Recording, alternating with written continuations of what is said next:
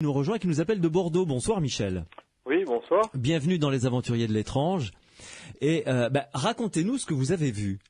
Alors, c'est une histoire qui remonte à 45 années. À cette époque-là, j'étais un jeune apprenti qui était sur un chantier. Ouais. Ce chantier est situé en banlieue de Bordeaux, c'était sur Saint-Médard-en-Jalles, très exactement à la poudrerie.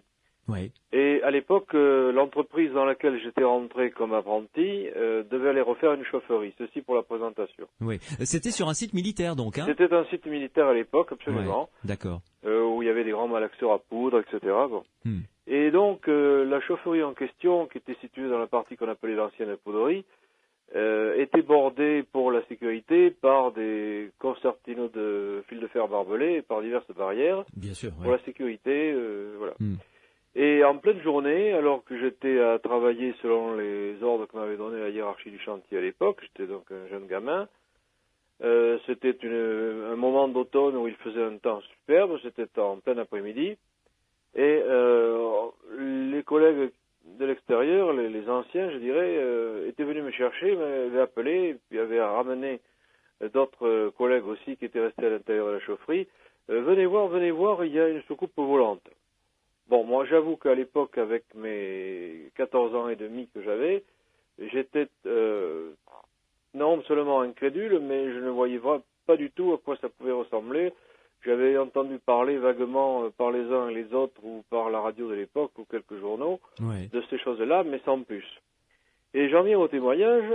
Lorsque je suis arrivé, je me suis retrouvé avec les anciens qui étaient en randonnion en train de regarder quelque chose.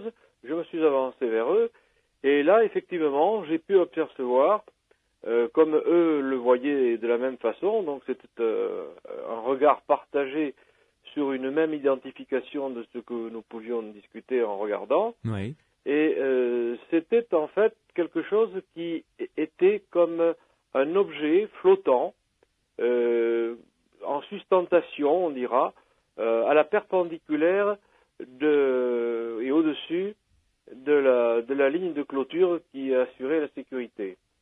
C'était quelque chose qui semblait donc un peu flotter, je vous dis, en sustentation un peu. Hmm. Et c'était comme un gros ballon de foot, pour imager, ces ballons qu'on utilise maintenant pour éclairer le soir des parties la nuit ou comme ça, où on met une lampe et puis on a un éclairage en altitude. Bon, c'était quelque chose un peu dans cet esprit-là, qui flottait, mais beaucoup plus petit tout de même. C'était très argenté,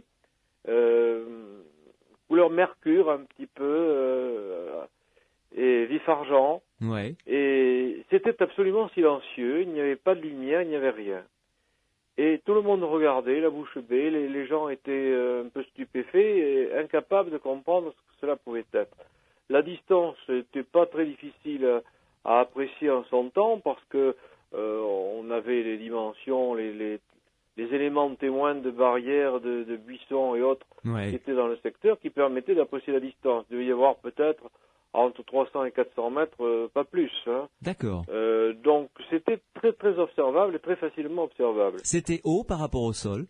C'était au-dessus de la clôture. Vous savez, ces clôtures type militaire que l'on rencontre un peu partout, les aéroports, etc. 3 mètres de haut, quoi. Bon. 3 Oui, mètres voilà, de haut, 3,50 voilà, quoi. dans ces D'accord. ordres de grandeur. Donc c'était bien au-dessus. Je le revois en vous parlant, vous savez, c'est resté dans la mémoire. Ah oui. Vous savez, comme quand on a des émotions un peu fortes dans l'existence, quelle qu'elle soit, souvent on les mémorise parce qu'elles nous ont marqués.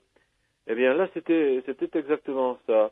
Et par contre, j'ai eu une impression, alors là on rentre dans un cadre qui est de nature bien sûr subjective, c'est la relation à la vision et à l'objet que le témoin, à savoir en l'occurrence ma personne à l'époque, avait pu avoir avec cette chose. Donc je peux supposer bien sûr que les personnes de l'époque avaient eu elles aussi une notion de relation avec cet objet qu'elles avaient observé.